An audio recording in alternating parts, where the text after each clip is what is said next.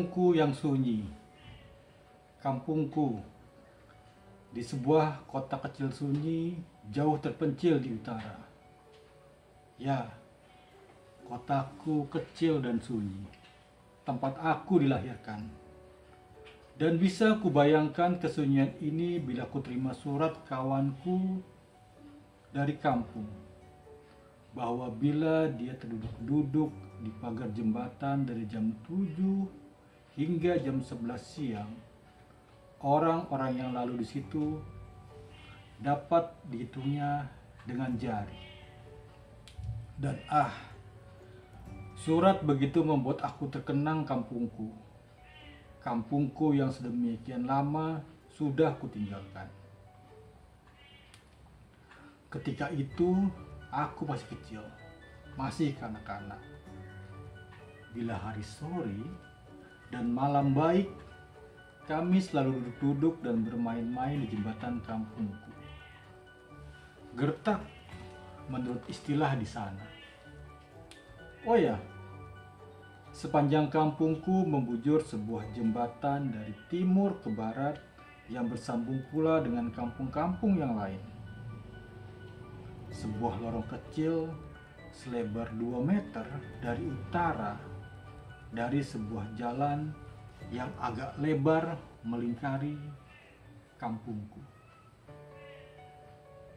Sobat buku, jumpa lagi di Bedah Buku di Udara. Tadi merupakan halaman pertama bagian awal dari cerpen yang berjudul Kampungku yang Sunyi. Salah satu cerpen yang termuat di dalam kumpulan cerita pendek yang berjudul Demikianlah Pada Mulanya, karya Yusak Ananda. Yusak Ananda merupakan nama pena dari Uray Zubair Mukhtar. Beliau dilahirkan di kota Sambas pada tanggal 23 November 1934. Buku Demikianlah Pada Mulanya, ini sobat buku, covernya cukup menarik. Sepertinya ini merupakan sebuah lukisan karya dari A. Wikijan. Buku ini diterbitkan pada tahun 1980 oleh penerbit Pustaka Jaya.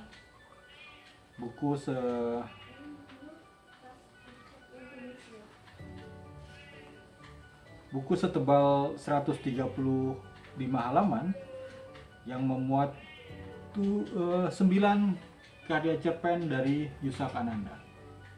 Tadi yang pertama buku Kampungku yang Sunyi, kemudian ada juga Penunggu Bukit yang Nakal, kemudian ada cerpen Sebuah Kelumit Terlepas, ada juga cerpen Penjual Keripik, dan Demikianlah Pada Mulanya, salah satu cerpen yang penting dan legendaris.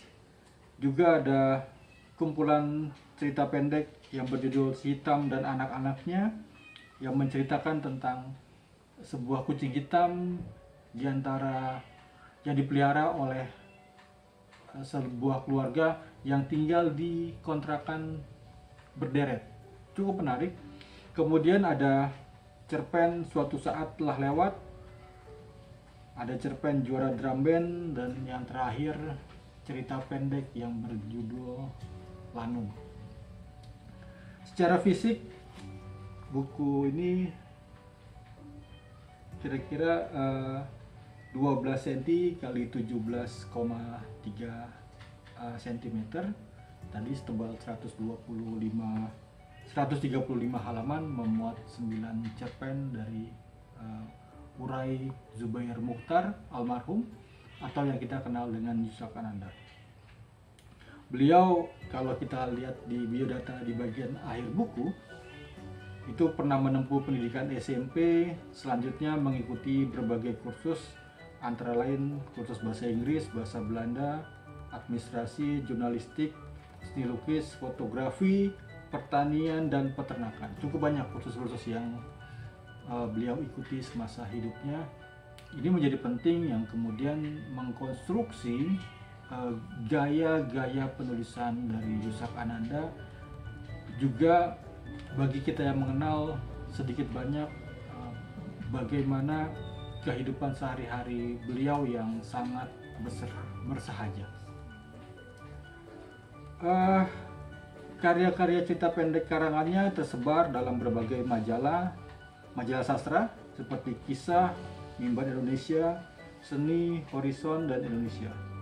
Cerita pendeknya yang berjudul Kampungku yang Sunyi yang tadi kita bacakan sama-sama itu, dan catatan dari kampung kelahiran, serta cerpen almarhum ayahku pernah mendapat hadiah dari majalah Kisah.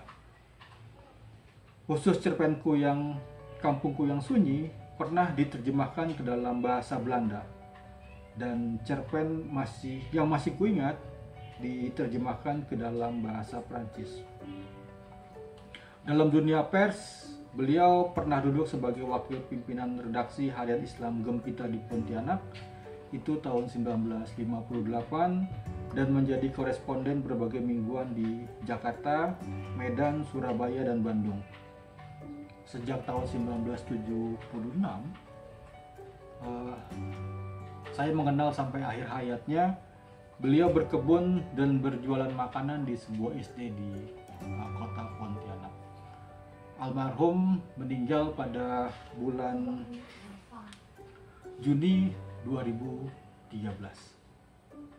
Sobat buku, kumpulan cerpen Demikian Pada Mulanya merupakan lukisan manusia dan alam daerah pedalaman yang tampak murni, tapi lambat laun tersentuh pula oleh perubahan lingkungan dan zaman.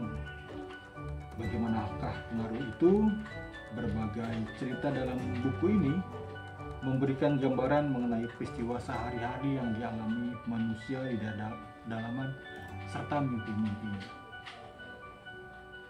Rentang waktu penulisan cerpen-cerpen ini itu dari tahun 1940 sampai 1970.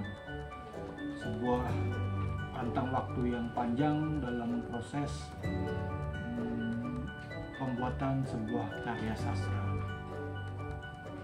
Sobat buku ini juga sebuah buku yang sangat penting, buku legenda dalam hasanah sastra di Kalimantan Barat, serta juga dalam hasanah literasi di Kalimantan Barat.